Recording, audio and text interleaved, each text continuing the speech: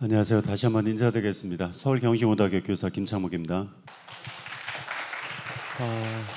이런 자리를 통해서 이제 우리가 지난 5학기 동안 공부하고 애썼던 것들의 결과를 어느 쪽에 가면은 조금 더 높이 평가받을 수 있고, 또 지난 5학기 동안 3년 동안 꾸어온 꿈을 어떻게 이룰 수 있을까 이렇게 정리하는 시간. 근데 이 시간을 통해서 또 오늘 박람회를 통해서 확실하게 여기 가면 합격하고요, 여기는 좀 어렵고요, 이런 것을 찾기는 어렵습니다. 왜냐면요, 올해 변수가 너무 심해서 단 한 번의 어떤 상담이나 어떤 설명을 통해서 길을 찾기보다는 5학기 동안 만드는 성적, 그리고 앞으로 조금 더 올라갈 여지가 있는 나의 수능 성적, 이것들을 고려해서 방향성 찾는 정도로만 생각을 해보시기 바랍니다.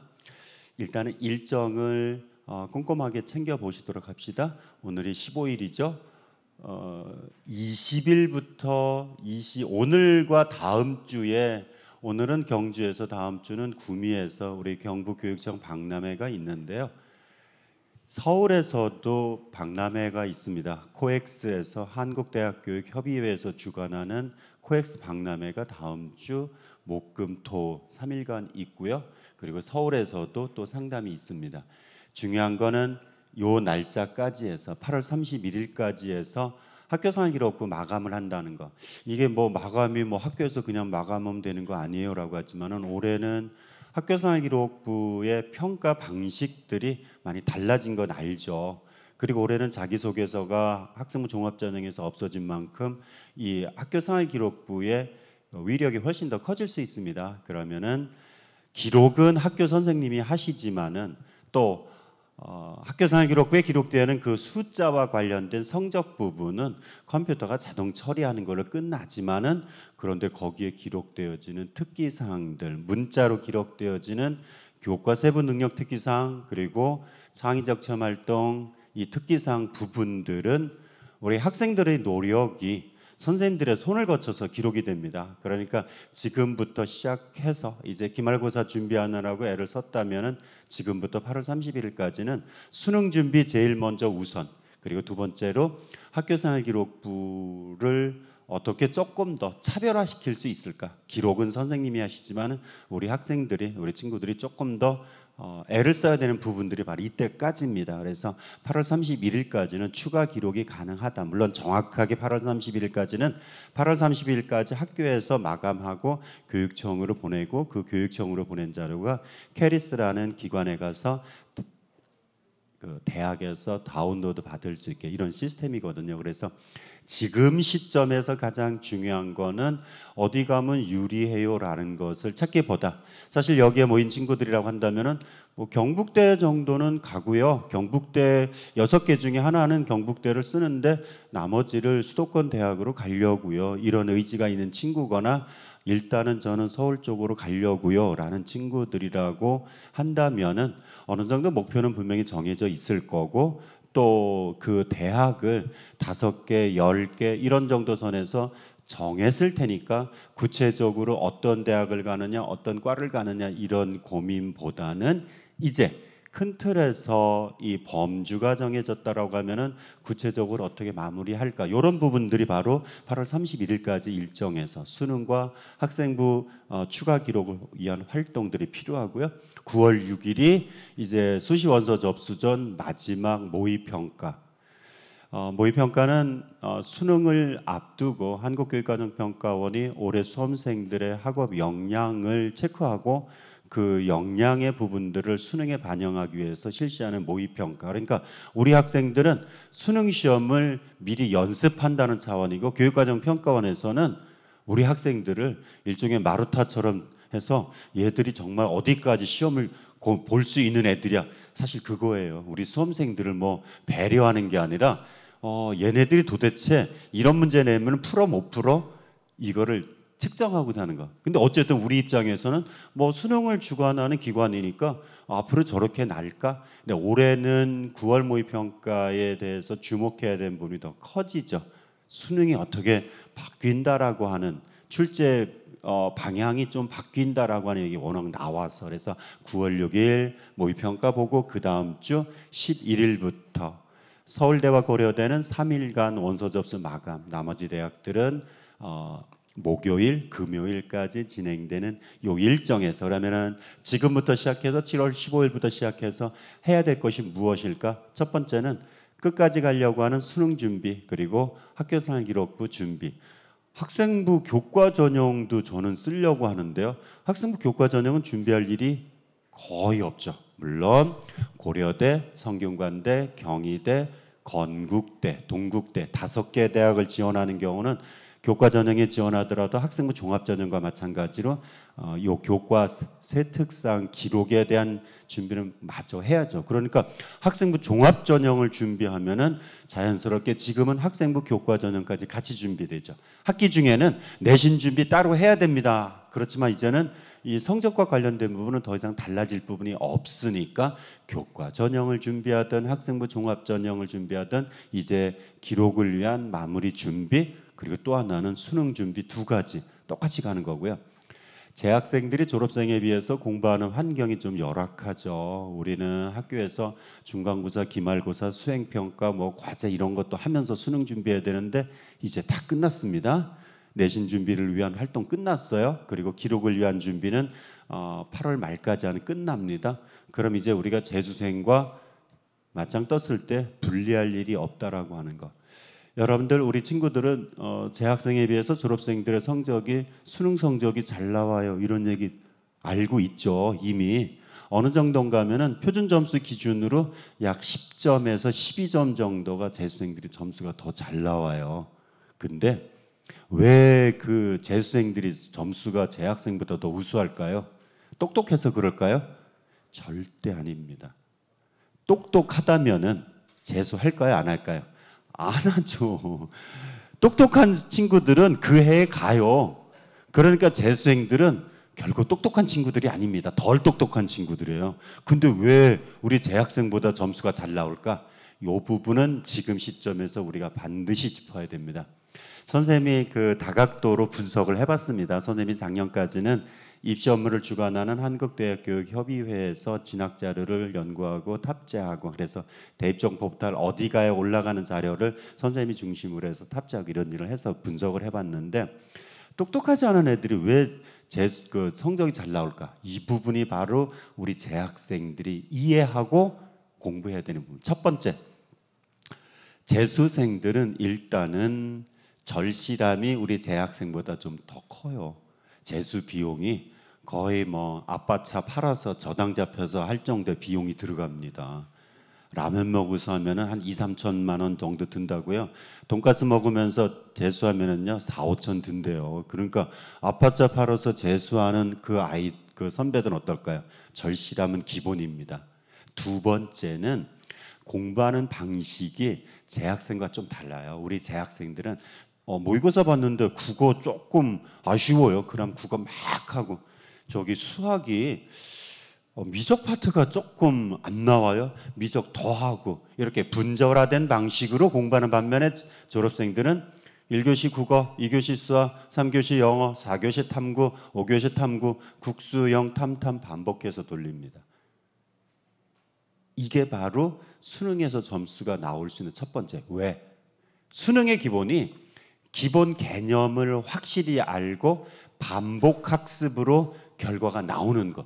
그러니까 똑똑하지 않아도 기본 개념 잡고 반복하면은 되더랍니다. 근데 우리는 공부 안 하냐고요? 반복 학습 안 하냐고요? 하긴 하는데 하나 놓치는 거. 기본 개념을 확실히 잡고 가기보다 문제풀이에 너무 치중하는 현상들. 그래서 등급이 안 나오면은 그 모의고사 문제 더 풀고요.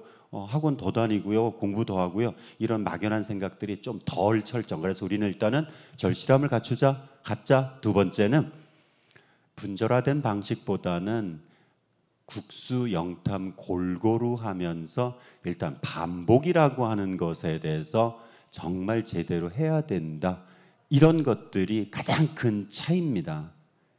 따라서 지금부터 우리가 해야 될 것들은 여러분들 이제 방학 때 되면은 중간고사, 기말고사 때까지는 수능 특강, 수능 완성 가지고 하는 게 학교 내신 준비고 그게 자연스럽게 수능 준비가 돼요. 그런데 방학이 시작되면서 개별적인 학습 계획을 철저하게 세워서 실행하지 않는 친구들은 나 국어 조금 더 하고 나 수학 조금 더 하고 이렇게 계획 시간 과목별 시간 안배보다는 공부를 하긴 하더라도 일부에 치중되는 현상들 그거를 살짝 틀어서 어쨌든 국어, 수학, 영어, 탐구 똑같이 1시간이라 1시간 하는데 수학을 조금 더 탐구를 조금 더 이런 방식을 갖더라도 균형 있는 공부하는 게 절대적으로 필요하다라는 거. 그 다음에 재수생과 졸업생의 이 점수 차이에서 가장 크게 차이 나는 게 국어, 수학, 영어, 탐구 네 영역 중에서 어떤 영역일까요? 수학이 가장 힘들긴 하죠. 그런데 실제 점수 차이 나는 거는 탐구 점수가 가장 크게 차이 납니다. 이 국어, 수학, 영어, 탐구의 재학생과 졸업생의 점수 차이를 해마다 분석하는 자료를 교육과정 평가원이 제시를 하는데 국어, 수학은 재학생과 졸업생의 점수 차이가 표준 점수 기준은 한 10점 정도 차이가 나요. 근데 탐구는 교육과정 평가원에서 발표한 자료는 없지만은 사교육기관에 약 14만 명 전체 40여만 명의 수험생 중에서 작년에 43만 명이었는데 43만 명 수험생 중에서 14만 명의 데이터를 가지고 분석해 봤더니 탐구가 한 3, 4점이 더 벌어집니다. 이 탐구 점수와 국어 수학의 점수 차이를 비교하면요. 표준 점수 기준으로 표준 점수는 우리 수험생님들 알죠? 원점수를 가지고 원점수에서 평균을 빼고 표준 편차로 나눈 값의 지점수를 다시 평균이 100이고 표준 편차가 20인 점수로 만든 T점수. 그러니까 평균이 100인 점수로 만든 상대적인 점수. 그래서 100점 중간입니다. 원점수 100점은 퍼펙트 점수지만은 표준 점수 100점은 중간 점수 등급으로 4등급.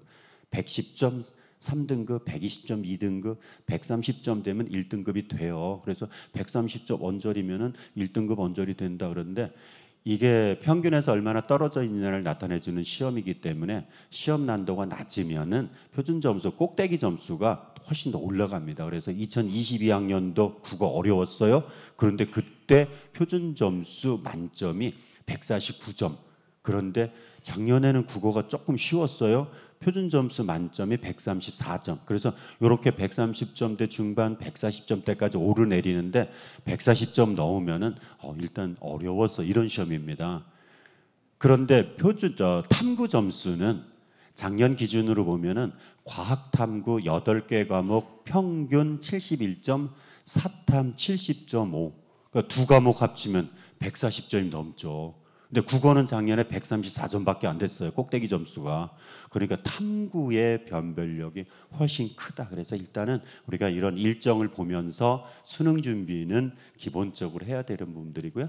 10월 달 내내는 각 개인별로 대학별 고사 면접이다, 논술이다, 아니면은 실기다 이런 것들을 실시하고요. 수능 시험이 11월 16일이죠. 그리고 그 다음 주부터 마무리 치열한 대학별 고사. 그래서 18, 19, 25, 26 마지막에 12월 달 들어서 첫 주 2일, 3일까지 마지막에는 인천에 있는 인천에 있는 인하대와 수원에 있는 아주대가 대학별 고사 마지막. 그런데 대부분 18, 19, 25, 26의 상위권 대학들의 면접은 거의 다 여기 들어가 있죠. 우리가 11월 16일 날 수능 시험을 친 결과는 12월 8일 날 결과가 나오고요. 최초 합격자 발표는 15일 그리고 3일간의 원서 접수를 거쳐서 22일부터 28일까지 충원 합격. 그래서 크리스마스 직후까지 추가 합격까지 계속 기회가 되는. 그러니까 지금 7월 15일을 기준으로 했을 때 원서 접수 전까지 7, 8, 9 마무리한다. 그리고 수능 원서 접수하고 9월, 10월, 11월까지 공부한다, 수능 준비한다 이런 두 개의 텀으로 나눠서 준비하는 게 필요합니다. 올해 바뀌어지는 것 속에서 가장 큰 게 이 통합형 수능이 난도가 킬러 문항이 안 난다라고 하는데 킬러 문항 여기 있는 친구들 중에서 수학 22번, 30번 반드시 꼭 풀어서 항상 내 것으로 만들었다. 손 들어보세요. 거의 없어요. 6월달 모평 22번 정답률이 2.5%입니다. 확통 선택한 친구들. 근데 수학 이번에 6평 기준으로 4개, 5개 틀려도 가고 싶은 대학 다 가요. 원점수 82, 84점에서 1등급이니까 수학 22번, 30번이 문제가 아니라 5개 틀려도 1등급 받아요. 그러니까 어차피 90점 초반이면은 수학 4점짜리 3개 틀려도 항상 1등급이 나왔던 점수니까 우리 재학생들은 22번, 30번 안 푸는 것이 아니라 시간을 덜 쓰죠. 나머지 28문항에 조금 더 시간 쓰고 뭐 풀 수 있으면 풀고요. 근데 그 문항이 없어진다고 뭐가 달라지냐고요? 달라질 건 없습니다. 그러나 이 최상위권부터의 점수 변수가 뭔가 좀 생길 것 같고요. 그리고 두 번째 인원 변수가 이쪽 대구 경북 지역 대학들 중에서 예를 들어서 경일대, 경운대 이런 대학들은 문이 확실히 넓어지고 여기 경주에 있는 경주대는 많이 힘들어지겠죠. 작년에도 신입생 조용히 얘기하는데 신입생 충원율 30% 안 돼요. 10명 정원에 3명밖에 못 뽑고 그럼 어떻게 해요? 그냥 졸업장 가지고 원서 내면 다 돼요. 근데 여기 모인 친구들이 여기 대학에 못 보겠느냐? 에이, 그럴 일은 없죠. 즉 상위권 대학으로의 집중 현상들은 더 심해지기 때문에 올해 고3 수험생이 한 4만 명 줄어든다고 해서 대학의 문이 넓어지는 거는 일부 대학이지 여기 모인 우리 친구들 같은 경우 서울 상위권 대학을 목표로 한다 그러면 대학의 문은 넓어지지 않습니다. 그러니까 오히려 수험생 감소는 수능 등급의 하락을 가져올 수도 있습니다. 조금 이따 보도록 할게요. 이게 그 교육과정평가원이 최종 7월 3일 날 올해 수능 이렇게 출제하겠습니다라고 하는데 킬러 문항 안 내겠다. 킬러 문항 못 냅니다. 그러니까 22번, 30번 같은 문항은 난도는 낮아져요. 그렇다고 아예 그게 누구나 풀 수 있는 문제는 아닙니다. 아마도 30문제 중에서 22번, 30번이 가장 난도가 높아요. 근데 여태까지 정답률이 한 자릿수 정답률 10%, 20%였다고 한다면 아마도 10%, 20%를 살짝 넘기는 할 겁니다. 그러나 중요한 거 난이도를 갖추겠다. 그래서 만점자 받는 친구들 같은 경우는 수능이 쉬워져서 얘기하지만은요, 내 성적이 2등급, 3등급이다라고 하는 친구들은 결코 쉬워졌다라고 하는 느낌 못 받습니다. 변별력을 갖춰야 되기 때문에 최상위 킬러 문항만 없어지는 것이지 2등급, 3등급 아래쪽에서는 글쎄 쉬웠다는 느낌 안 들었는데 왜? 어차피 수학 22번, 30번 여태까지 안 풀었잖아요. 못 풀었잖아요. 그 문제 난도가 낮아진다라, 그 수능의 난도가 낮아진다라 보기에는 어렵다는 얘기죠. 따라서 우리가 할 거는 22번, 30번 킬러 문항이 나요 안 나요에 흔들릴 필요 없습니다. 언론에서는 공부하는 방식을 바꿔야 됩니다. 어차피 30번 못 풀었으면서 뭘 바꾸기는 그대로 가는 거죠. 대신 EBS 체감 연계율을 높인다라고 하는 거는 나올 것 같아요. 그래서 킬러 문항이 배제된다면은 난도는 다소 하락하지만은 1등급 꼭대기 쪽에서 이 난도의 하락이지 전체적인 난도 하락은 절대 아니다라는 거. 그래서 올해 수능 좀 쉬워진대요. 절대 그런 기대하지 맙시다. 독서 비문학의 얘기는 하도 많이 나와서 아마도 독서 비문학은 다소 좀 난도가 낮아질 수 있는 지문의 소재가 조금은 익숙한 지문, 즉 EBS 교재에 소재가 연계되는 쪽에 나올 것 같은데 오히려 변별력을 유지하기 위해서라면은 이쪽 문학에서의 변수가 더 커질 것 같아요. 문학은 EBS 교재 지문을 가져다가 쓰더라도 제대로 문학에 대한 이런 그 장르별 개념 정리가 안 돼 있는 친구들 같은 경우는 역시 어렵게 느껴지죠. 특히 1, 2, 3, 4번의 선택지, 선지의 난도를 높인다라고 하면은 국어 그렇게 만만하지는 않아요라고 하는 부분들이고요.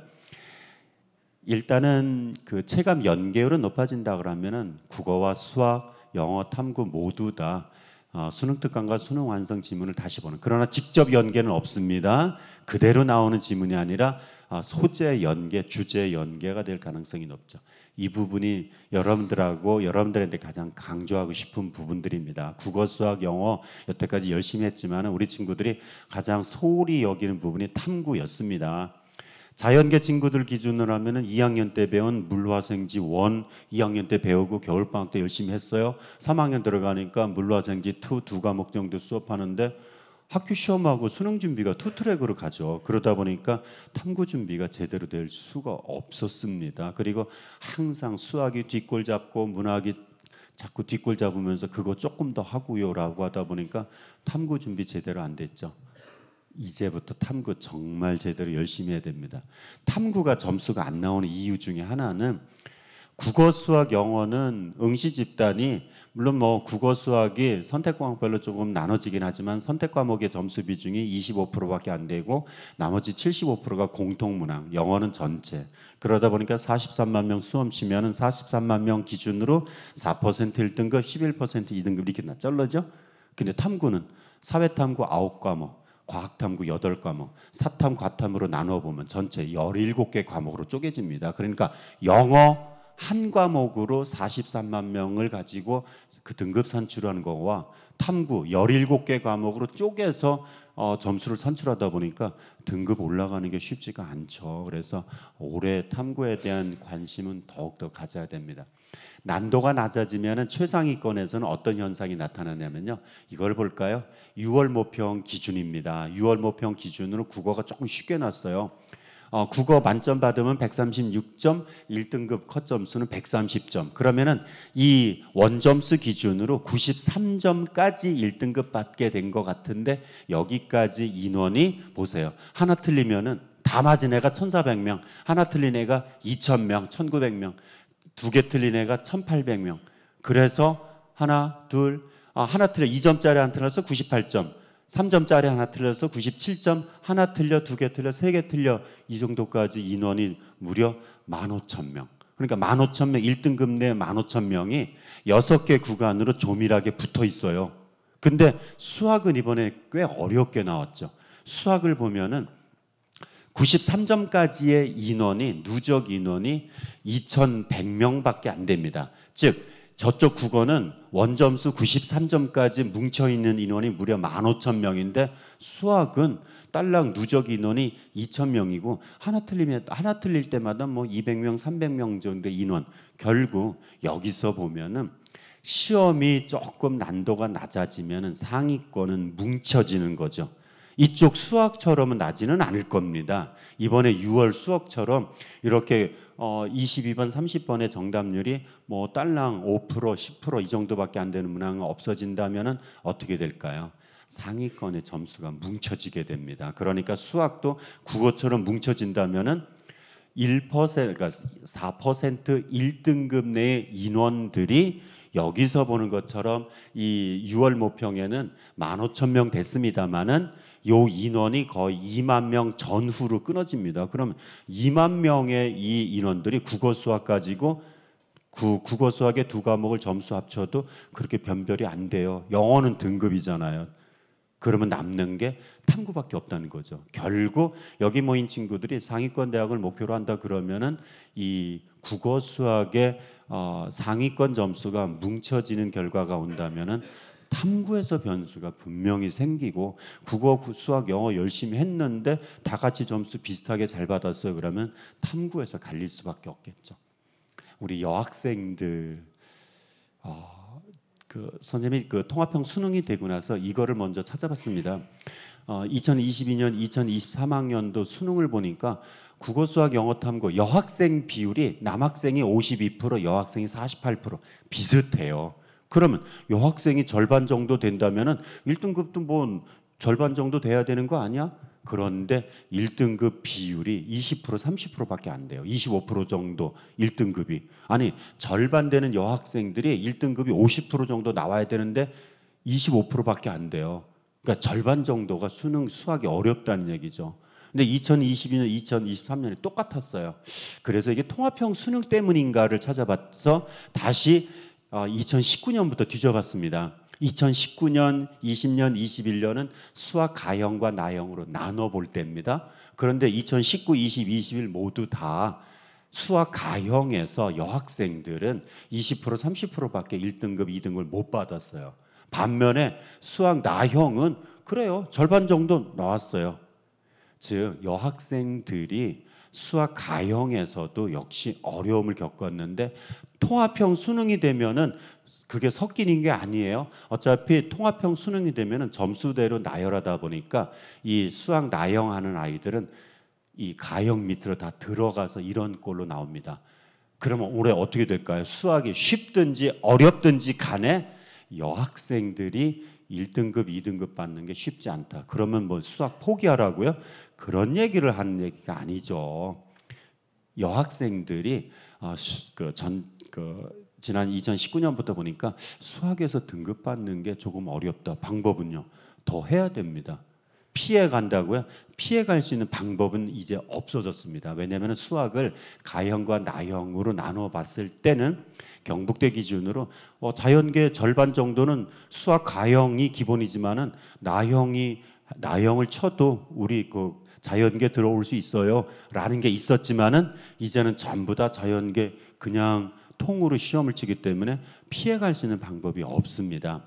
그러면 대학 못 가냐고요? 아니에요. 여학생들이 가는 대학에서는 전체적으로 여학생들의 등급이 낮기 때문에 합격선을 보면은 다 그만합니다. 서울에 있는 여대 중에서 선호도가 가장 높은 데를 기준으로 보면 이화여대. 대략 등급으로 어느 정도 갈 것 같아요? 5, 1등급? 아니죠. 가장 2등급 정도는 되겠죠.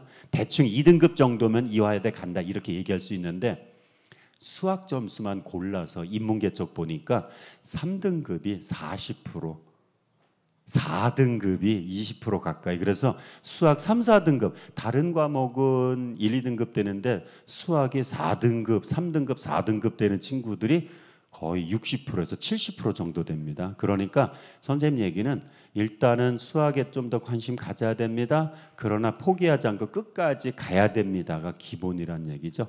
서울에 있는 여대 중에서요, 중하위권 여대에 서울여대, 덕성여대, 동덕여대 이런 여대 라인은 5등급 이하가 절반입니다. 그래서 일단은 수학에 대한 준비를 하는 게 필요하고요. 이거는 그냥 넘어야 됩니다. 이 그 수험생 감소로 나타날 수 있는 가장 큰 게 등급이 인원이 하락할 수 있는. 아니 그 뭐 수험생이 감소된다고 등급이 그 정도 차이가 나요? 차이가 납니다. 거기에 빠졌군요. 슬라이드가 빠졌는데요. 1등급, 2등급, 3등급의 등급대별로 약 1000명에서 3000명 정도가 줄어들 수밖에 없어요. 왜냐하면 100명이 시험을 쳐서 1등급은요 4% 1등급. 그러면은 100명이 그 4%는 4명이긴 하지만은요 50명이 시험을 치면 2명밖에 안 돼요. 근데 이게 4만 명 정도가 줄어들 걸로 보면은 거의 등급대별로 1000명, 2000명, 3000명씩 줄어들 수 있다라고 하는 거고요.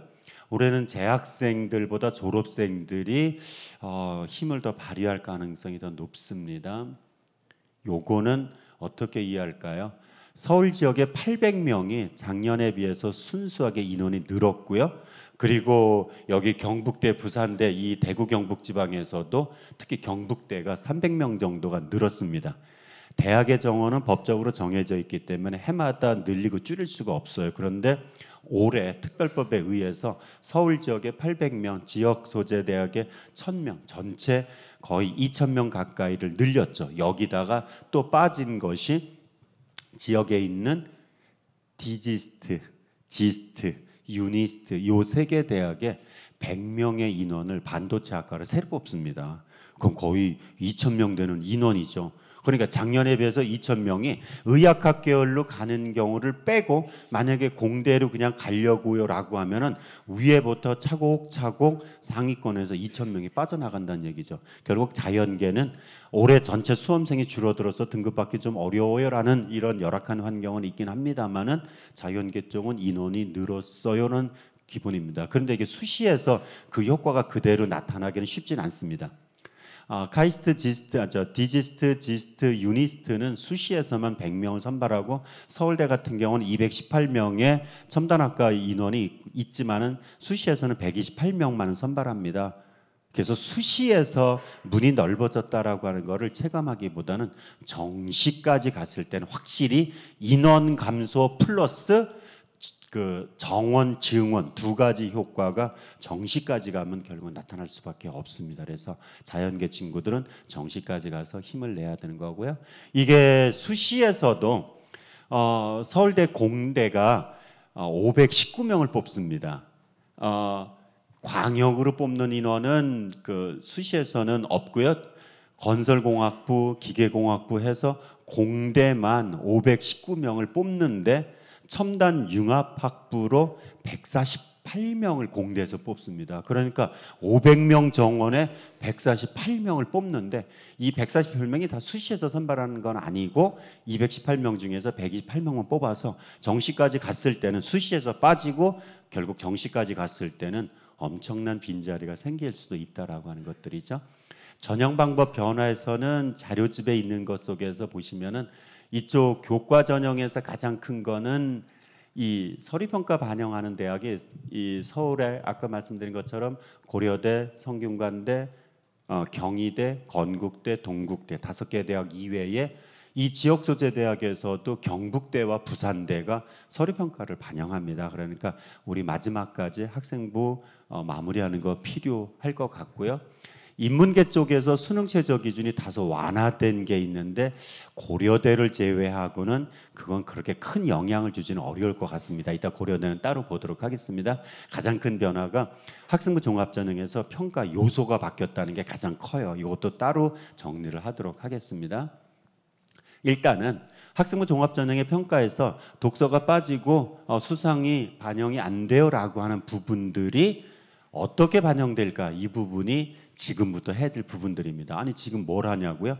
이런 부분이 빠졌기 때문에 교과 세특과 창체 기록의 비중이 더 커지고 우리 그 기말고사 끝난 시점에서 해야 될 부분들이 분명히 있다라고 한 부분들입니다. 또 학업 역량, 전공 적합성, 인성 발전 가능성 이렇게 평가하던 것들을 학업 역량, 진로 역량 이렇게 바꿔서 표현해요. 그리고 작년에도 반영을 했습니다마는 올해부터 자연계 이 전공 관련 교과목의 이수 현황을 좀 더 밀도 있게 반영한다. 즉 공대 가려고요. 그럼 물리화학 하고요. 미적 활동 그거 중요하고요. 지금 1학년도 아닌 3학년에서 왜 그런 얘기를 하냐고요? 공대 갈 때 물리화학이 필요하다면은 성적은 이미 나왔지만은 세부 능력 특기상 준비를 위한 기록을 위한 노력이 아직까지 7월 8월까지 남아 있다는 얘기입니다. 이 부분 다시 봅니다. 일단은 그 지원대학을 그 세우기 전에 요 옆방에서 지금 농어촌 특별 전형과 그다음에 지역 인재 전형 이런 것들을 하죠. 일단은 지원 자격에서 특별 전형 지원 자격이 된다 그러면은 일단 특별 전형을 먼저 선택하는 게 필요하죠. 그래서 특히 농어촌 전형과 지역 인재 차상위 계층의 이런 자격이 되는지 이런 것들은 필요한 것이 바로 대학마다 특별한 전형들을 이렇게 저소득층, 국가보훈, 장애인 특성하고 전형별을 따로 뽑습니다. 서울대, 연대, 고대는 저소득과 국가보훈자만 뽑고 장애인의 특성화를 안 뽑지만은 서성한 라인에서는 좀 더 넓게 뽑아요. 이게 어떤 차이가 있냐고요? 바로 이런 차이입니다.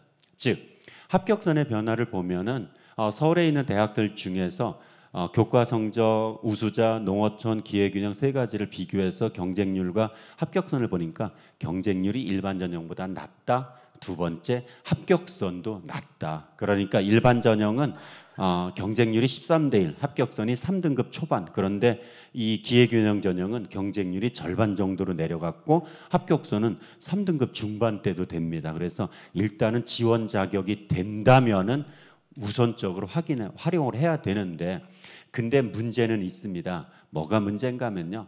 모집 인원의 규모가 좀 작습니다. 일반 전형이 10명을 모집해요 그러면은 특별 전형은 2명, 3명 이렇게 모집하기도 하고 어떤 게 1명, 2명 선발하기도 합니다. 그래서 지원 자격이 된다라고 해서 특별 전형으로만 6개를 쓰기보다 농어촌도 당연히 해당돼요. 지역인재도 당연히 돼요. 그다음에 기회균형, 차상위 계층 다 돼요라고 할 때 6개를 다 쓰는 방법도 있지만은 모집 인원이 작기 때문에 6개 중에 4개는 특별 전형으로 쓰더라도 2개는 일반 전형도 고민해 보는 것. 요거는 담임 선생님과 상담을 통해서 유리함과 불리함을 거기서 비교해야 되고, 일단 자격이 되는 거는 꼭 활용하는 것이 필요하고, 특히 지역인재 전형에서 경북 지역에서 우리 그 경북대, 부산대를 지원하기 위한 이런 전형들의 지원 자격 아니죠. 부산대는 아니야. 대구, 경북 쪽 이용만 되니까 경대 지원이 목표겠죠. 그런데 경대로 쓰기 위해서 지역 인재가 된다라고 해서 경북대도 쓰고요, 계명대도 쓰고요, 청운대도 이렇게 가는 건 아니죠. 그렇죠?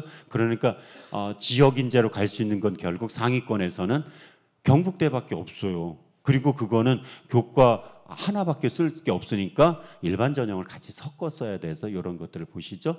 목표 대학을 찾기 위해서 여러분들이 이해해야 되는 부분들이, 나의 수시 경쟁력은 상대적으로 바뀔 수 있다는 것들입니다. 예를 들어서 내 성적이 2점이에요. 2등급이에요. 그러면 작년에 2등급이었으니까 여기 갈 수 있어. 이런 것이 아니라 상대적으로 정시에 어디까지 갈 수 있느냐에 따라서 나의 역량이 상대적으로 바뀌어집니다. 예를 들어서 똑같은 2등급이어도 정시에 갈 수 있어요라고 한다면은 좀 더 소신껏 상향 지원할 수 있는 거고, 2등급이긴 한데 정시까지는 좀 어려울 것 같아요라고 한다면은 전년도 입결보다 내려올 수밖에 없겠죠.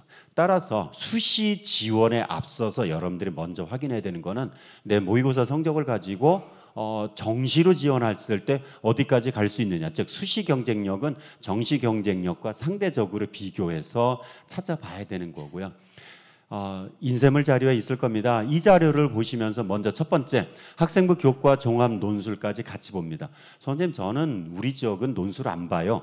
그렇지만은 교과 종합 논술의 수능 최저 기준을 같이 보면서, 왜 서울권 애들이 논술 쪽으로 좀 가요라고 한다면은 논술에 빠지는 인원들이 교과나 종합 쪽에 덜 빠질 수 있는 것들이 있는 부분들이죠. 그리고 선호도가 있는 서울대, 연대, 고대, 서강대, 성대, 한대 이렇게 선호도별로 나열해 보면은 여기는 생각보다 경쟁력이 수능 최저 기준이 높아요. 맨 밑에 경북대, 부산대, 서울에 가려고 하는 대학들과 지역 소재 경대 부대는 항상 같이 연결시켜 생각하겠죠. 그래서 경대 부대가 되니까 여기를 안정권으로 쓰고 저는 위까지 갑니다라든지, 위쪽을 가긴 가는데 만약에 경대 부대가 안 된다라고 한다면은 서울에 있는 대학들의 학과나 대학을 좀 낮춰야 되는. 그래서 일단은 여러분들이 해야 될 거는, 감성적으로 저는 여기 꼭 가려고요. 6개 중에 하나는 그렇게 써도 됩니다. 예를 들어서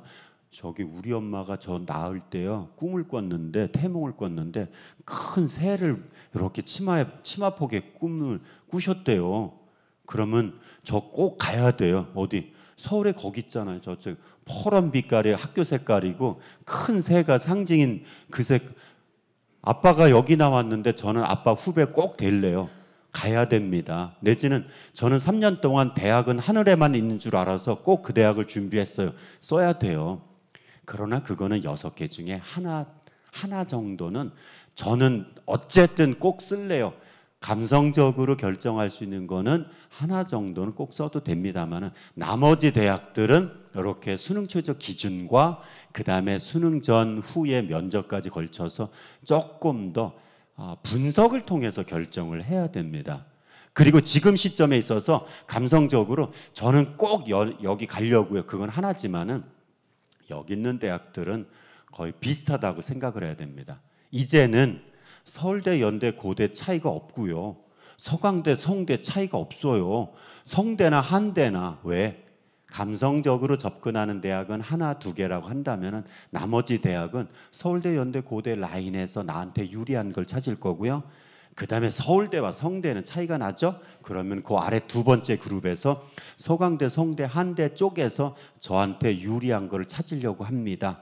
그리고 나서는 학생부 교과, 학생부 종합을 같이 봐야 되고, 논술은 사실 뭐 특별하게 준비한 친구들이라고 한다면은 지원을 하겠습니다만, 저는 논술 빼고요. 교과나 종합 쪽에서 안 되면은 정시까지 가고요. 어쨌든 이렇게 전체적으로 놓고 보세요. 파란색으로 표시된 수능 최저 기준은 작년보다 좀 완화됐습니다. 완화됐다는 얘기는 어떤 결과를 가져올까요? 작년의 입결보다 합격선이 조금 올라갈 수도 있다. 대략적으로 이따 다시 분석을 하겠습니다만은, 그래서 이쪽에 있는 연세대 같은 경우는 면접 비중이 작년에 40%에서 30% 줄어들었어요. 그러면은 면접의 비중이 줄어들면은 교과 전형이니까 교과의 영향력이 좀 커질 수도 있겠네. 그다음에 서강대 같은 경우는 작년에 세계합 6에서 세계 3등급으로 좀 낮아졌네요. 서강대는 모집 인원 자체가 규모가 크지 않기 때문에 사실 그 다른 대학에 비해서 지원자나 합격자가 좀 적은 편인데 어쨌든 합격성이 좀 올라갈 수도 있겠네요.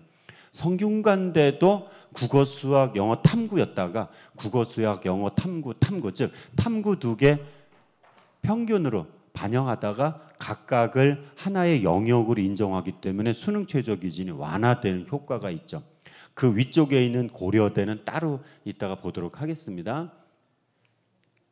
일단은 서울로 가기 전에 경북대 정시에 어느 정도 가요? 이것도 봐야 되겠죠. 그렇죠? 왜? 내가 지금 수능 시험을 쳐서 서울로 가긴 가요. 그런데 만약에 그 수시에서 서울로 갔을 때 다 안 됐을 때는 경북대 가면 되잖아요. 따라서 경북대를 목표로 바탕으로 해서 100분위 점수로 민문 쪽에서 경영학부가 성공도가 높긴 하지만은 대략 나머지 학과들은 100분위 77까지가 3등급 끝자락이라 한다면은 3등급만 받으면은 경북대 가요. 아니면은 이쪽에 비선호학과 같은 경우는 4등급까지도 가요. 그러니까 일단은 여러분들의 가장 중요한 건 뭡니까? 수능이 3등급 정도는 됩니다.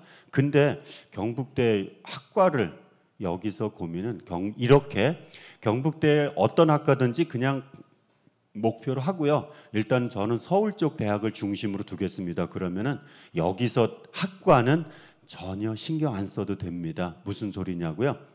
정시까지 가서 경북대 가려고 합니다. 그러면 그때는 학과 불문하고 경북대 갈 수밖에 없어요. 할 때는 점수에 맞춰서 들어갔다가 전과 하면 됩니다. 우리 친구들이 닥치고 공격, 닥공 그건 축구에서나 하는 거고 대학은 살짝 돌아가는 방법을 택해야 됩니다. 대학에서는 정원의 30%는 4학년까지 보통 전과가 됩니다. 서울대도 4학년까지 전과가 돼요. 고려대도 30% 전과가 됩니다. 연세대는 전과가 안 됩니다만은 대부분의 대학들이 됩니다. 특히 경북대 심지어는 상주 캠퍼스에서 서울 캠으로도 올 수도 있어요.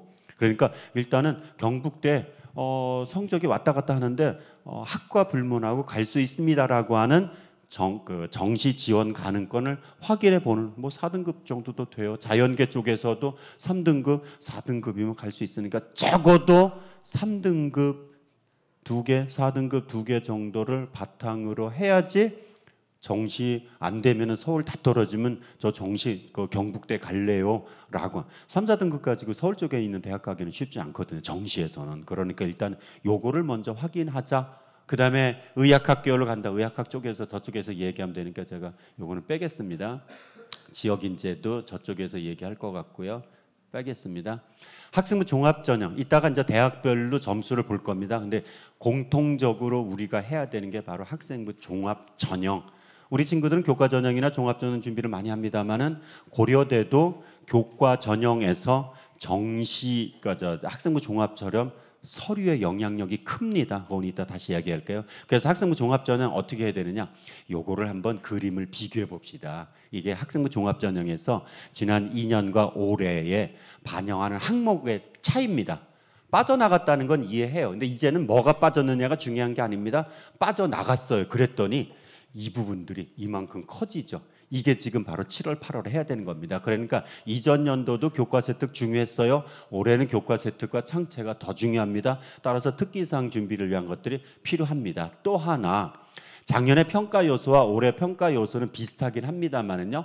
작년에는 학업 역량의 탐구 활동이라고 불렀던 걸 이제는 탐구력으로, 그리고 전공 관련 활동을 진로 탐색 활동. 그러니까 이전 연도는 모집 단위에 대한 거, 지금은 계열에 대한 거. 초점은 여기입니다. 변별력이 이제 등급은 끝났습니다. 등급은 어떻게 못 하잖아요. 그러면은 탐구력이라는 게 학업 성취도는 이제 못 건드려요. 7월, 8월 달에 할 수 있는 거는 탐구력을 어떻게 돋보일 수 있냐고요. 바로 교과나 창체 기록에 있어서. 근데 수행평가 같은 거 다 끝났어요. 그러나 아직 남은 게 교과 세특사항과 창체 특기사항을 어떻게 보여주느냐, 이 부분입니다. 탐구력이 교과와 관련된 게 아니라 첫 번째, 두 번째 교과와 관련된 탐구 활동도 중요하지만은 세 번째 보세요. 교내 활동에서 학문에 대한 열의와 지적 관심을 드러내고 있는가. 여기서 교내 활동이 무슨 활동일까요? 창체 활동입니다.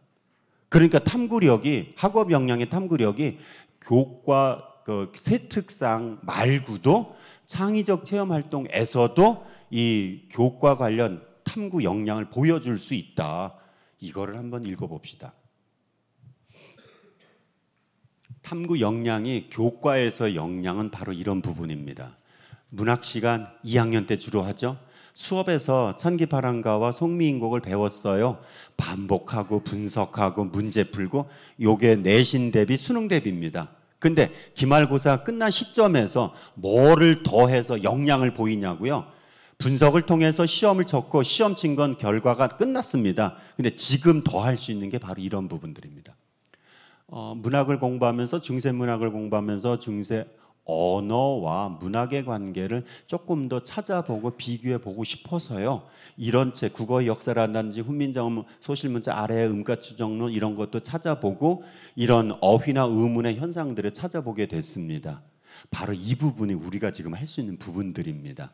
물론 이 수행평가라든지 수업에서 발표 수업을 바탕으로 선생님들이 이제 마무리 기록을 하실 겁니다. 보통 7월 달 중에 열심히 기록을 하시고 8월 달 방학까지 기록을 하세요. 그래서 여러분들이 2학기 개학하면은 그 기록사항에 대해서 뭐 누락된 거 있으면 한번 보자라고 점검하는 시간도 있습니다. 기록 중이란 얘기죠. 그럼 이런 활동들을 어떻게 방학 전에 선생님한테 가서 방학 때 독서를 통해서 뭔가 활동한 거 이렇게 좀 추가 선생님한테 갖다 드리면 기록이 될까요? 그래 라고 한다면 방학 때 해야 되는 부분, 이런 부분들입니다. 그러면은 중요한 게 무엇에 관해서 활동을 하느냐. 교과는 그렇다 쳐도 그러면 창체, 자율 진로 동아리에는 어떤 거를 기록하라는 거예요? 라고 할 때 바로 주제 탐구의 기본은 이런 단계를 거칠 수 있습니다. 첫 번째는 교과 관련 에서 조금 전에 배운 것처럼, 본 것처럼, 또는 창체 활동에서 관련된 거에서 키워드를 찾을 수도 있고, 아니면은 여러분들이 가고자 하는 대학의 학과 홈피를 통해서도 찾을 수 있고, 메이저맵이라는 사이트를 통해서 찾을 수 있습니다. 예를 들어서 이렇게 볼까요? 우리 3학년들이 물투, 화투, 성취도 평가라서 그렇게 신경을 안 썼다라고 하지만은, 예를 들어서 화학 2를 배웠어요. 여기까지 끝자락까지가 시험 범위에서 맨 밑에를 볼까요? 엔트로피와 자유 에너지까지가 시험 범위였어. 어쨌든 시험을 쳤지. 그러면은 교과와 관련된 주제 탐구는 엔트로피와 자유 에너지라는 키워드를 구글에다가 검색해 봅시다. 구글링을 통해서 찾아갑니다. 구글에 검색해 보면요, 엔트로피와 자유에너지에 쳤더니 뉴스, 영상, 도서 이런 것들이 떠요. 뉴스 거리만 찾아도 이게 그 기획 기사 같은 걸 통해서 몇 개의 기사로도 나름대로 깊이 있는 자료를 만들어 볼 수도 있고, 아니면은 영상을 찾아보거나, 아니면은 이렇게 엔트로피와 자유에너지 같은 책을 통해서도 찾아볼 수 있습니다. 그러니까 엔트로피와 자유에너지라는 주제가 너무 광범위해서 뭐를 쓸지 모르겠어요. 근데 구글링을 통해서 범위를 좁혀갈 수 있다는 얘기죠. 그러면 거기에 관련된 걸 어떻게 쓰는지는 조금 이따 보죠. 교과 관련 쪽이 아니라고 한다면은 저는 고대 기계공학부 가려고요 라고 한다면 고대 입학처 홈피에 들어가서 기계공학부 사이트를 들어가 보면은 기계공학부는 이런 분야입니다. 기계공학이라는 게 깡통 쪼가리나 로봇 쪼가리 가지고만 그 기계와 관련된 것이 아니라 이렇게 열 에너지 분야도 기계공학의 분야고요. 왜? 여기에서 지금 증기기관이라든지 이런 것들도 기계공학의 바탕입니다. 유체 분야, 설계 분야, 심지어는 바이오, 나노 분야도 기계공학부에서 다룬 분야입니다. 그럼 여기에서 고체 역학, 열 역학, 유체 역학, 이것도 기계공학과 관련된 키워드가 될 수 있고, 그러면 유체 역학을 구글링 한다든지 고체 역학을 구글링 한다든지 이런 방법이 있죠. 아니면은 메이저맵 사이트, 네이버에다가 메이저맵이라고 검색하면 이런 사이트로 들어가고, 학과 검색을 해서 조금 전에 봤던 고대공학부라고 검색하면은 이렇게 키워드가 뜹니다. 여기에 이 워드 클라우드는 대학 교육 과정에서 자주 언급되는 핵심 단어들만 모아둔 겁니다. 그래서 기계공학 보니까 당연히 기계공학이 중심이긴 하지만 아까 본 것처럼 연력학이라든지 자동차, 변형, 자동, 점성 이런 키워드를 역시 구글링을 통해서 세분화시켜가고 좁혀나가면서 탐구활동 보고서를 작성할 수 있다라고 하는 것들. 아니면 그래서 주제 탐구를 할 때 예를 들어서 이렇게 물의 특성으로 인한 자연현상에 대해서 활용하는 방안을 작은 보고서로 찾아봐 만들어봤습니다. 그걸 선생님한테 갖다 드리는데 거기에다가 덧붙여야 될 거는 자신의 의견을 덧붙이는 게 필요합니다. 즉 아까 수업에서 배운 찬기파랑가와 송미인곡을 통해서 이런 것을 찾아보고 그 다음에 맨 뒤에 가서 우리 지역의 삿방언 중에 이런 것들이 중세 언어의 흔적으로 남아있는 거다라고 하는 것들은 배운 것을 활용하는 역량을 보여주느냐, 배운 것만을 측정하는, 배운 것에 대한 결과치를 측정하는 것은 학생부 교과 전형입니다. 등급이 어떻게 나와요? 즉 배운 것에 대한 결과만 측정하는 것은 학생부 교과 전형. 종합은 내신 성적이 다소 낮지만은요 배운 걸 바탕으로 요런 거 하면서 아이의 잠재력과 발전 가능성과 이런 것들 평가하는 겁니다. 그러니까 그냥 탐구 보고서를 작성했어요는 좀 부족하죠. 거기에서 물의 특성을 이용해서 도시의 대기온도를 낮추는 것까지 한번 찾아봤습니다. 이렇게 읽어봅시다. 서울대 입학자 아로리에 나와 있는 자료입니다. 즉 물의 특성으로 인해서 이런 것들을 방안을 찾아보고요. 마지막으로 자신의 아이디어를 제공해서 무엇을 했답니다. 그러니까 즉 여기서는 확장성에 대한 것. 그래서 주제탐구 보고서는 자신의 의견, 주제탐구 보고서를 만들고 자신의 의견까지 덧붙이는 것. 그래서 요걸 가져다가 선생님한테 갖다 드리면 선생님께서는 다른 활동 경험들도 기록을 하시되 이 아이가 진로와 관련된 이런 특히 자율과 진로는 담임쌤이 기록하니까 선생님께서 그거를 참고해서 기록을 해 주실 수 있는 거죠. 이제 대학별로 주요 대학들을 보도록 하겠습니다. 서울대, 연대, 고대 중에서는 고려대가 가장 큰 변수가 되는 게 첫 번째, 인원이 바뀌었다는 거, 인원이 줄어들었다는 거. 서울대는 인원이 조금 줄었는데 한 10% 정도 줄었어요. 정시로 간 것이 아니라 요거는 모두 다 특별 전형으로 넘어갔기 때문에 특별 전형에 해당되는 친구들은 서울대문은 넓어졌습니다. 연세대는 인원 변수가 없어요. 전형 방법에서는 고려대가 가장 큰 변수, 작년에 세기합 6, 인문, 자연 세기합 7. 근데 올해는 인문자연 모두 다 세기합 6. 이렇게 세기합 6으로 인문이 등급이 하나가 완화되면은 어떤 결과가 나올까요? 수능 최저 기준을 맞춘 아이들이 한 10% 정도, 시뮬레이션 돌려보니까 한 10% 정도 늘어나니까 합격성이 높아질 수 있을 가능성이 높아요. 고려대가 학업 우수와 계열적 화평의 인원이 늘었습니다.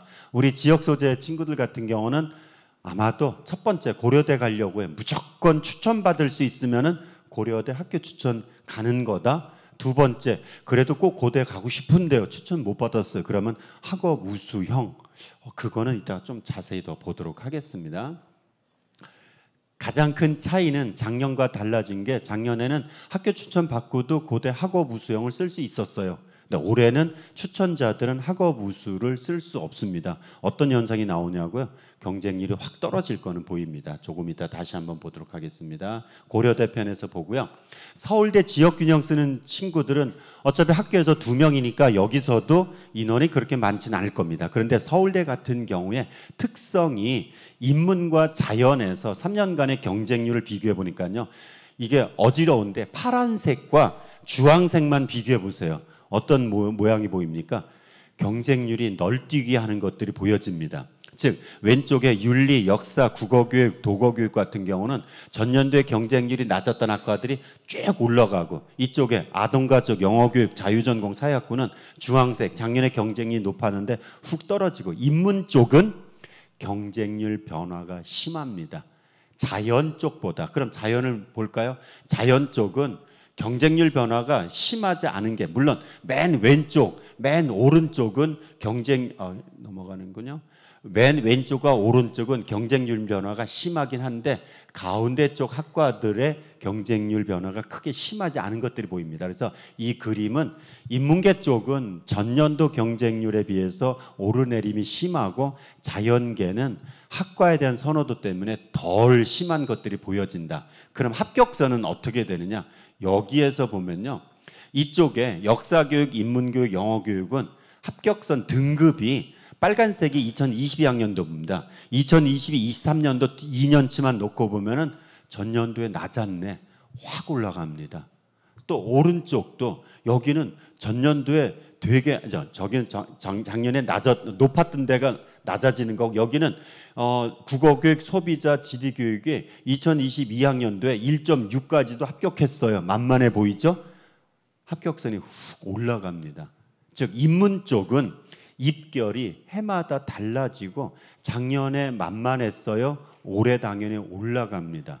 그래서 인문 쪽에서는 이 경쟁률이나 입결을 단순하게 낮았으니까 올해 괜찮겠네요라는 것이 아니라 롤러코스터처럼 오르내림이 심한 현상들이 보이고요.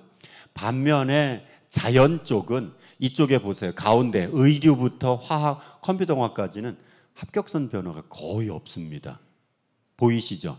인문계 쪽은 눈치 싸움이 비교적 심하고 자연계 쪽은 모집 단위에 대한 이런 선호도가 그러니까 모집 단위에 대한 선호도가 높아서 합격선의 오르내림이 덜합니다. 그래서 인문계 쪽 친구들 같은 경우는 담임선생과의 상담이 절대적으로 필요한 게 경쟁률이 오르내림과 입결선의 변화를 통해서 어느 쪽이 조금 더 가능성이 높을까? 서울대, 연대, 고대의 특징, 서울대스럽지 않은 학과가 있고요, 고대스럽지 않은 학과가 있습니다. 그 얘기는 합격선이 낮은 학과들이 일부 있고 꼭 합격을 목표로 한다 그러면, 근데 사실 서울대는 4학년까지 전과가 되기 때문에 라이센스가 있는 의약학 계열이라든지 사범대를 제외하고는, 라이센스 자격증이 나오는 학과를 제외하고는 4학년까지 전과가 됩니다. 따라서 이 눈치 싸움을 통해서 접근하는 것은 기본이 될 수밖에 없고요. 이렇게 합격선과 경쟁률의 변화를 담임쌤을 통해서 확인해 보되 자연계 쪽에서는 그 합격선의 변화가 그렇게 크지 않습니다. 그럼 자연계 쪽에서 노릴 만한 데는요, 지구환경, 식품동물생명, 식품영양처럼 확실히 여기 가서 뭔가를 하겠다라기보다 이 학과들의 친구들은 서울대 가는 게 목표일 친구들이 많습니다. 또 맨 왼쪽 보세요. 응용생물화학과나 식물생산과학부, 농생대, 농업생명과학대입니다. 바이오시스템 역시 농생대입니다. 조선해양은 전공의 어떤 전망성 때문에 오르내림이 심합니다. 따라서 맨 왼쪽과 맨 오른쪽은 전년에 비해서 합격선이 이렇게 출렁거리는 학과들인데, 가운데 있는 학과들은 컴퓨터, 화학, 건축, 통계, 에너지, 거의 수리과 선호도가 확실한, 그래서 이 가운데 있는 학과들은 갈만한, 물론 여기서도 적용 시스템, 여기에 선호도가 가장 떨어져요. 그러니까 해마다 떨어진다는 얘기죠. 그래서 꼭 가야 되겠다 그러면 이렇게, 여기는 합격선 자체는 높고 낮은 게 있는데 그렇게 변화가 심하지 않아. 여기는 오르내림이 심해서 눈치 싸움이 너무 심한 데야. 그래서 요것들까지 같이 보는 게 필요하고요. 이게 그 서울대 쪽에서는 올해 달라진 게 수능 최저 기준을 활용하는 경우에 과탐 2를 작년까지는 한 과목 필수로 했습니다. 올해는 필수가 아니에요. 대신에 물리나 화학, 물리 1, 2, 화학 1, 2 중에서 하나는 꼭 해야 됩니다 라고 하는 학과들이 있습니다. 그 학과들이 이 학과들입니다.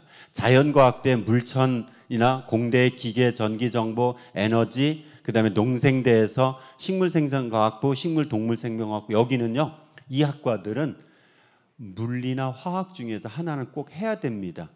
그러면 지역균형 전형에서 이 학과들의 선호도가 높을까요, 낮을까요? 낮을 수밖에 없습니다.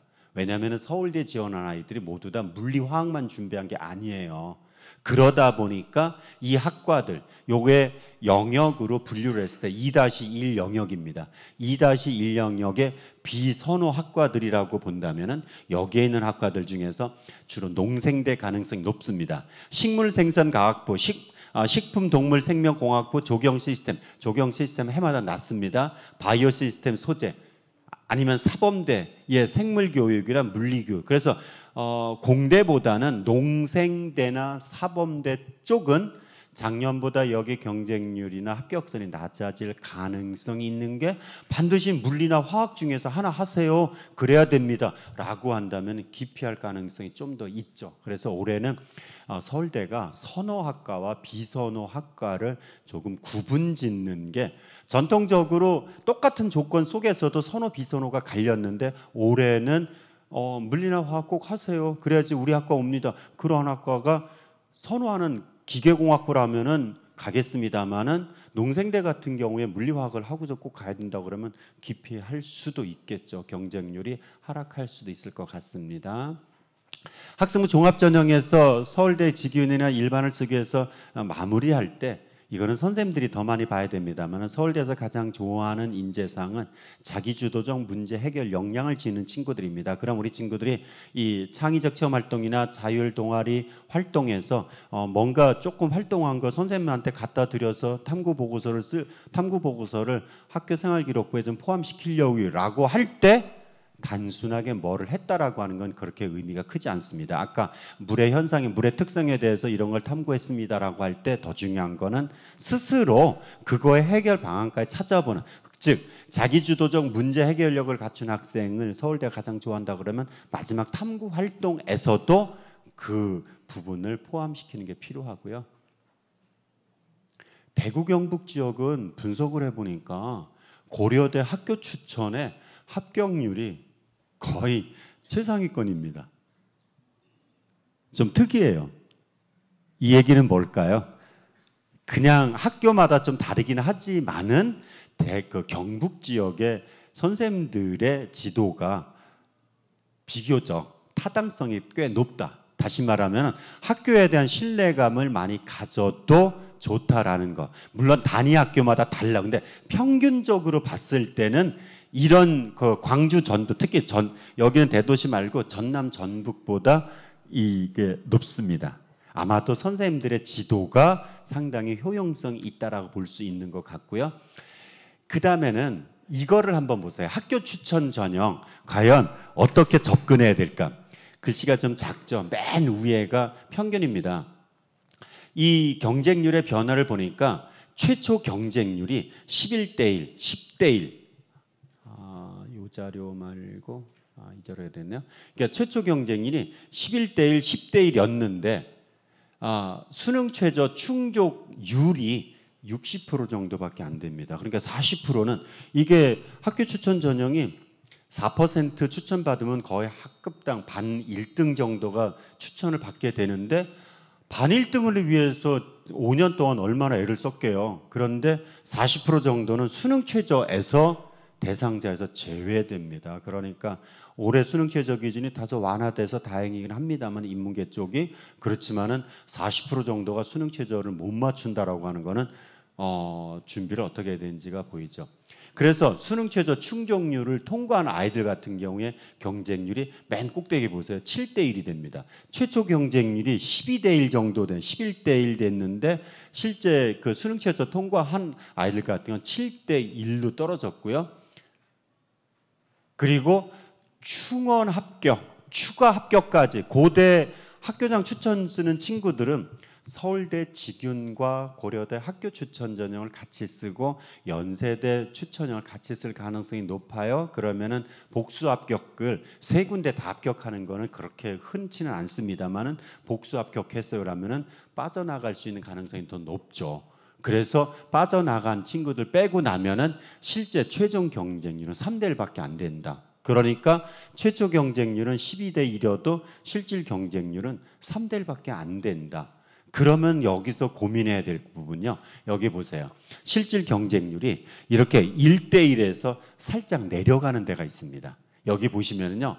최종 경쟁률이 2대1, 2대1, 2.8대1 쭉쭉 가다가 여기 가니까 2022년 같은 경우는 한 자릿수에서 미달되는 학과들도 있습니다. 어디로 간가 쭉 가보세요. 영어교육, 지리교육, 국어교육 요 학과들. 그래서 선호, 비선호에 따라서 실질적으로 충원율까지 고려하면 합격선의 차이가 있는 게 보입니다. 자연도 역시 마찬가지로 최초 경쟁률이 13.6대 1이었는데 수능 최저 통과한 애들이 9대 1 정도로 떨어지고 충원 합격까지 가니까 경쟁률이 한 3, 4대 1까지 쭉 떨어지는 것들이 보입니다. 요거는 그냥 넘어가겠습니다. 요거를 설명을 해야 되겠네요. 요게 중요합니다. 학교 추천을 받지 못한 친구들이 갈 수 있는 데가 학업 우수. 근데 학업 우수는요, 이렇게 생각하면 됩니다. 최초 경쟁률이 어마어마해요. 14대 자연계를 먼저 보겠습니다. 예, 자연계 최초 경쟁률이 20대 1입니다. 근데 20대 1이면은 그거 엄청 높잖아요 라고 하는데 1단계 작년에 6배수, 올해는 5배수입니다. 그러니까 20대 1인 다 나의 경쟁 상대가 아니라 작년 기준으로 보면은 일단은 그 중에서 3대 1만 뚫으면 돼요. 그러니까 20대 1 경쟁률이 아니라 실질적으로는 3대 1 경쟁률. 1단계 서류 통과. 근데 20대 1 경쟁률이 면접 단계 가면 4대 1로 줄어듭니다. 이게 무슨 조화냐고요? 면접 대상자를 작년에 6배수를 뽑았어요. 그러니까 20대 1인데 6배수를 뽑는다면 한 3대 1밖에 안 돼요. 근데 6배수를 뽑아놨더니 실제 면접장에서 경쟁률 보니까 4대 1밖에 안 된다. 그럼 2배수는 어디 간 거예요? 수능 최저를 못 맞춰서 면접에 안 온 아이들입니다. 그러니까 실질 경쟁률이 면접은 4대 1밖에 안 됩니다. 그런데 거기다가 수능 최저 기준을 못 통과한 애들 빼고 나니까 1.5대 1밖에 안 돼요. 거기다가 죄송합니다. 수능 최저 통과한 애들이 2.5대 1이고요.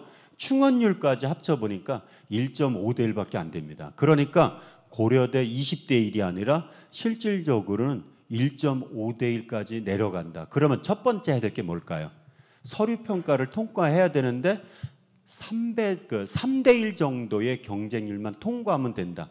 그래서 서류의 영향력이 가장 낮은 데가 여기 고려대입니다. 대신 뭐가 필요할까요? 수능 최저 기준이 4합 8, 4개 합 8, 2등급이 다 나오는 정도. 너무 높죠. 너무 높아요. 그런데 작년에는 탐구가 2개 평균 반영됐다가 올해는 탐구가 하나 반영됩니다. 또 경쟁률이 여기 보세요. 맨 왼쪽에 2023학년도 최초 경쟁률이 20대 1이죠. 2021학년도 경쟁률이 11.1이에요. 그럼 뭐 어쩌라고요? 올해 변수가 바로 이렇게 돌아갑니다. 즉 2021학년도는요. 학교 추천과 학업 우수를 같이 쓰지 못했던 해입니다.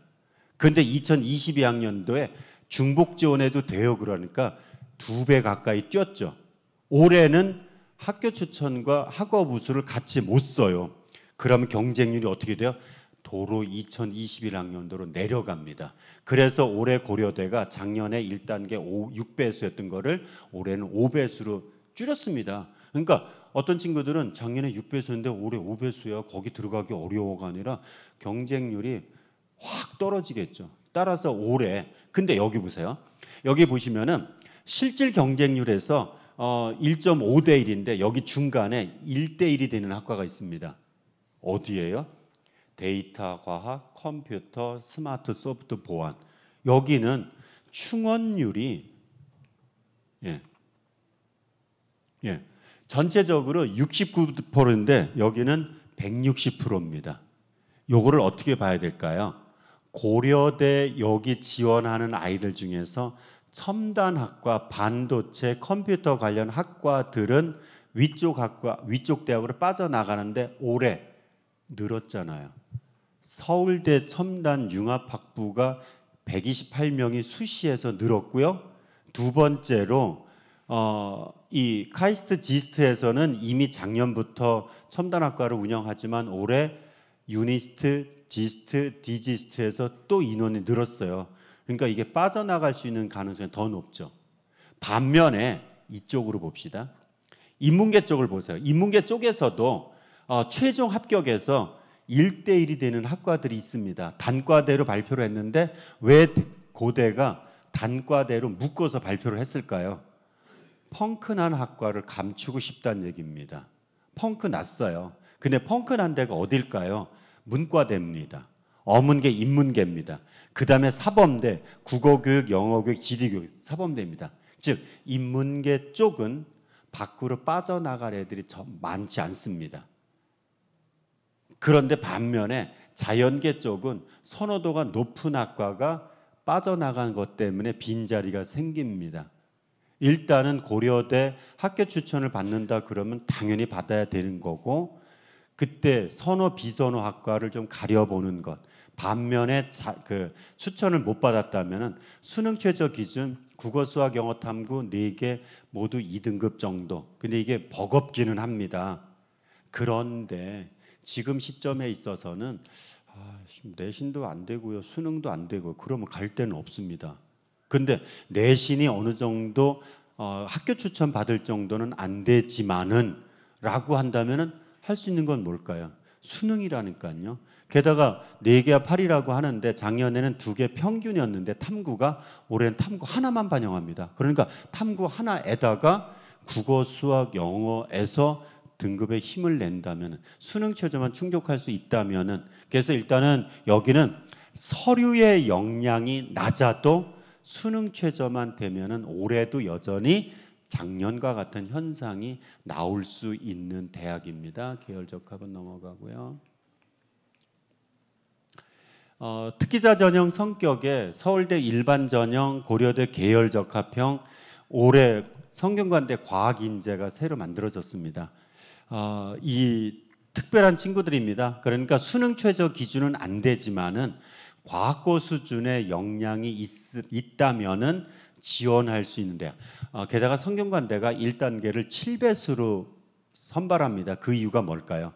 빠져나갈 수 있는 가능성이 너무 높다 그런 얘기입니다. 즉 자연계 쪽에서는 올해 첨단학과들이 많이 생기면서 수능 최저는 안 되지만은 저는 과학 중점 학교, 특히 일반고보다는 과학 중점 학교에서 이쪽 이공계 교과의 이수 역량 등이 있는데 근데 우리는 수능이 좀 안 돼요. 그러면 내신이 어느 정도 받쳐지고 과학 중점 학교에서 이 수학과학에 대한 교과 이수 현황이 좀 많고요 라고 한다면은 수능 최저가 부담 없이 지원할 수 있는 대학들입니다.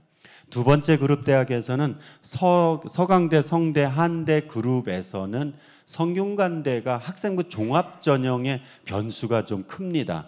즉 학교당 추천 인원을 조금 늘리면서 그 학과 모집을 줄였어요. 근데 학과 모집은 전공 적합성을 좀 더 본다라고 한다면은 일반계 고등학교보다는 자사고 특목고 아이들의 가능성이 조금 더 높아요. 그러니까 일반고 쪽에서는 성대가 뭐 좀 학생부 종합 전형의 인원이 줄었어요라고 하더라도 그렇게 큰 영향은 받지는 않습니다. 이쪽 서강대, 성대, 한대 쪽에서의 모집 인원 변수는 크지 않은 게 성균관대가 학과 모집의 인원을 줄여서 과학인재로, 왜냐면 학과 모집 자체가 전공 적합성에 대한 평가를 많이 하던 이 그 모집 전형인데 그거를 빼서 과학인재로 갔기 때문에 자사고 특목고 아이들이 그 과학인재 쪽으로 접근한다 그러면은 우리 일반 친구들 같은 경우에 계열 모집에서 변수는 그렇게 크지 않다라고 하는 거예요. 그래서 전체적으로 보면은 이쪽 서성한 라인 쪽에서는 인원 변수는 크지 않은데 문제는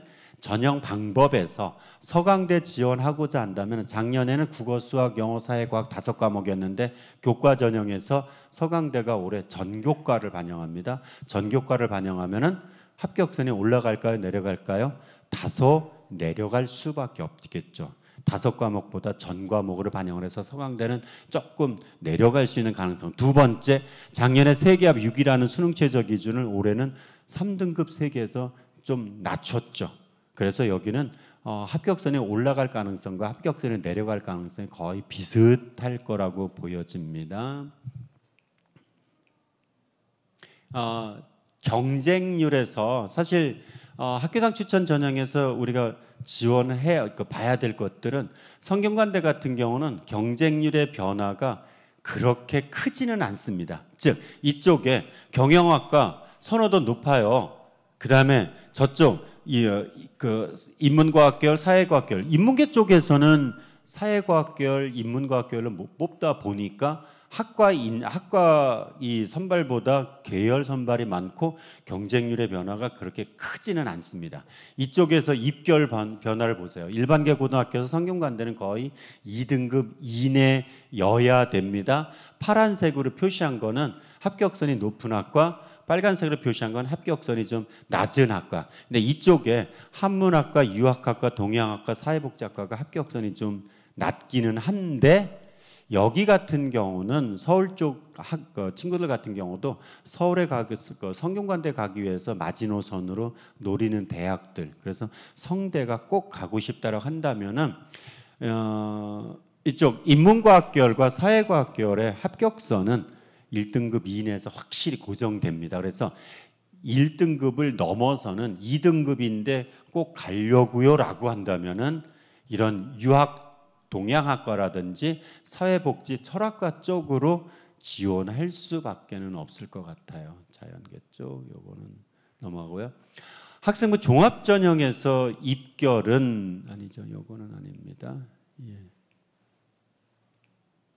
요거를 한번 보십시오.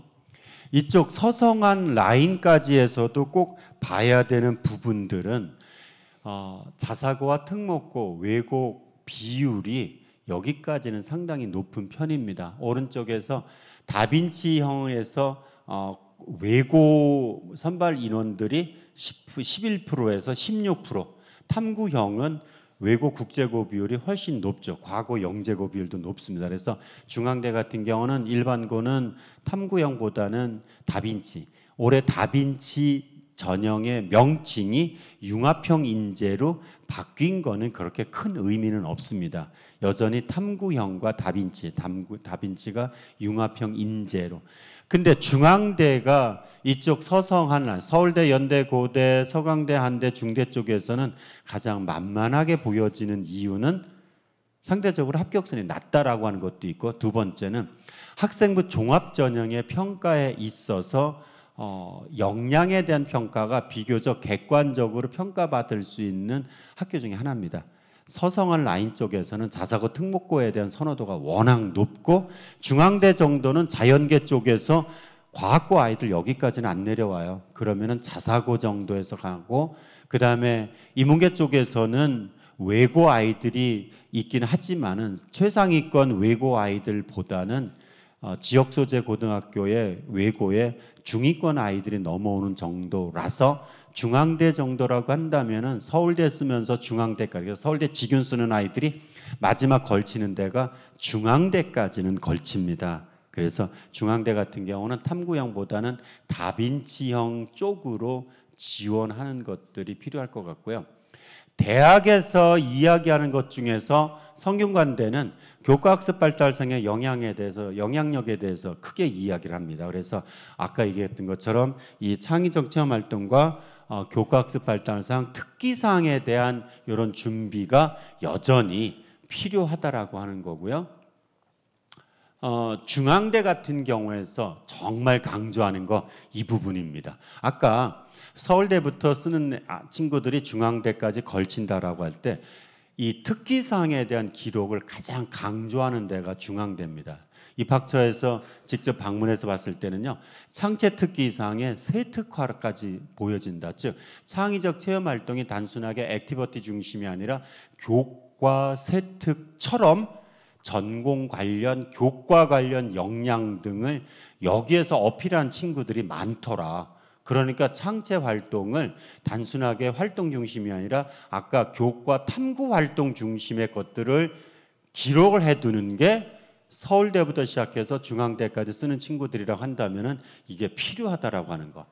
그리고 이 선생님이 기록할 부분이긴 하지만은요, 자율진로 동아리에서 공동 연구를 활동을 한 경험들을 통해서 협업 역량 등을 더 보여주는 것들이 이쪽 라인에서 꼭 필요하다라고 하는 것들입니다.